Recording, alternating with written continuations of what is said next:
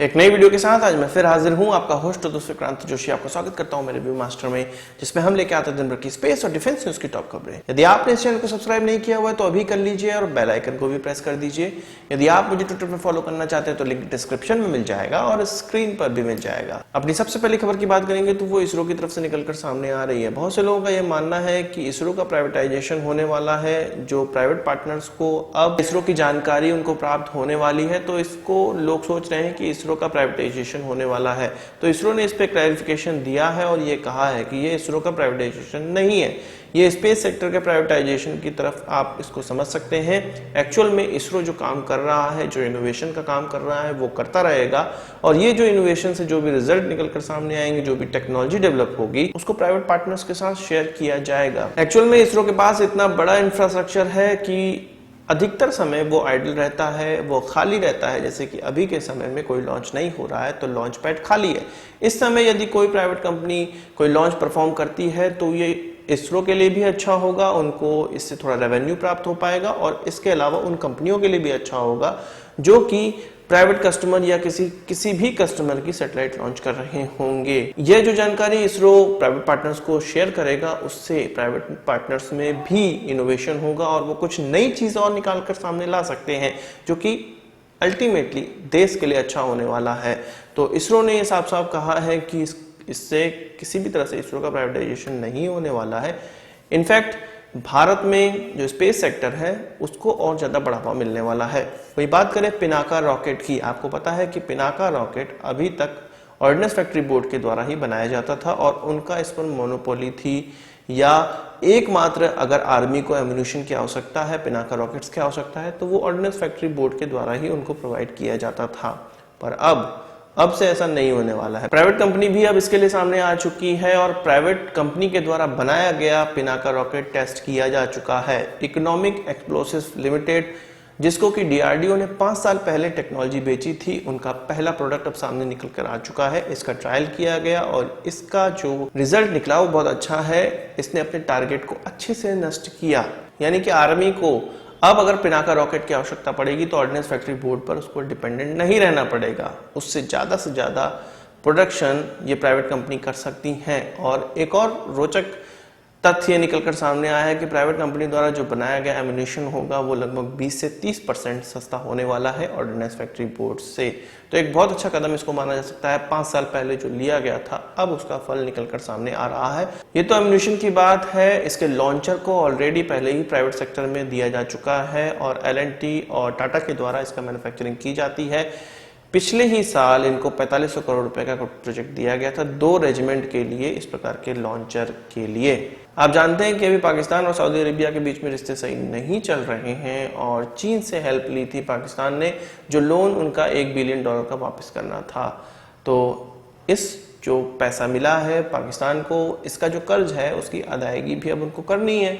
तो उनके जो विदेश मंत्री हैं शाह महमूद कुरैशी, जिनकी कुर्सी हो सकता है चली जाए, वो अब चीन का दौरा करने वाले हैं और अपने साथ कई डिप्लोमेट्स भी वो लेकर जाएंगे। एक्चुअल में इस दौरे में CPEC के तहत कुछ प्रोजेक्ट पे बात होने वाली है।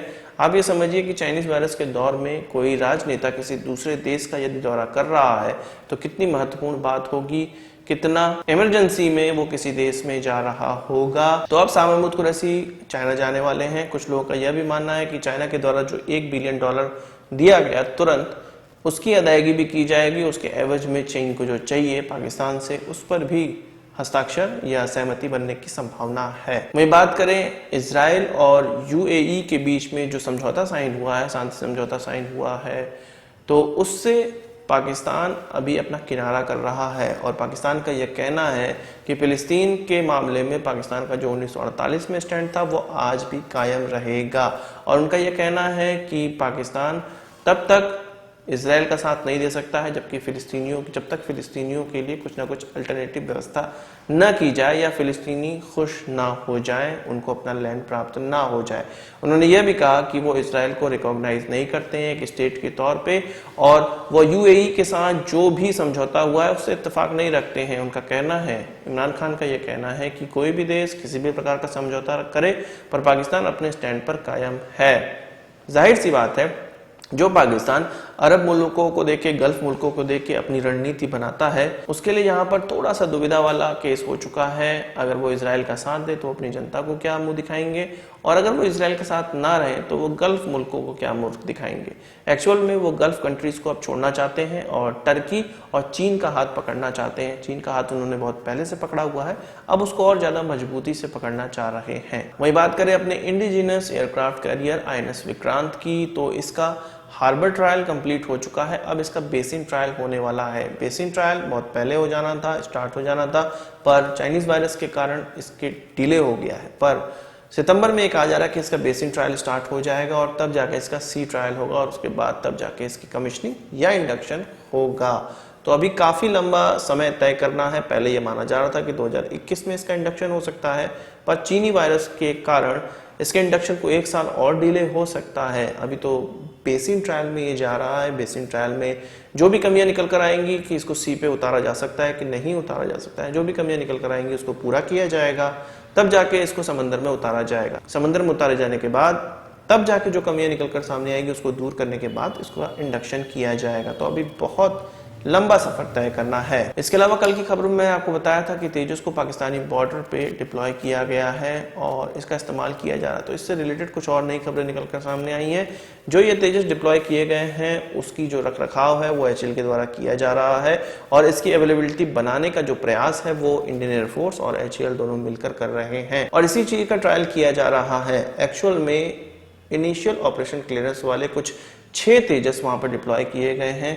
वेस्टर्न एरिया में, वेस्टर्न बेस में हमारे डिप्लॉय किए गए हैं और ये इसलिए डिप्लॉय किए गए हैं कि अभी जो चीन के साथ सिनारियो है, पाकिस्तान के साथ कोई सिनारियो बिगड़ता है या चीन के साथ कोई सिनारियो बिगड़ता है तो जो टेरेन है, जो एरिया है, उसकी जानकारी तेजस के पायलटों को भी हो और तेजस किस प्रकार से वहां पर बिहेव कर रहा है, उससे कैसे लड़ना है, ये सारी चीजों की ट्रेनिंग चल रही है वहां पर।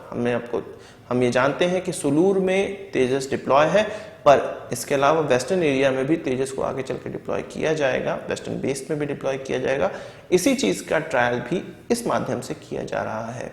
तो एक ब्रॉड माइंड को लेके, एक ब्रॉड पूरा सिनारियो लेके, ब्रॉड प्लान को लेके यहाँ पर काम किया जा रहा है तेजस के लिए। तो आज की इस वीडियो के लिए बस इतना ही। आशा करता हूँ वीडियो पसंद आया होगा, आप इसको एक बड़ा हमसे जरूर देंगे। इस वीडियो से कोई सवाल सुझाव हो कमेंट बॉक्स में जरूर लाइएगा और यदि आपने हमारा चैनल तो सब्सक्राइब नहीं किया उसे भी कर लीजिए, क्योंकि हम इस प्रकार की वीडियो लाते रहते हैं। नमस्कार, थैंक यू, जय हिंद।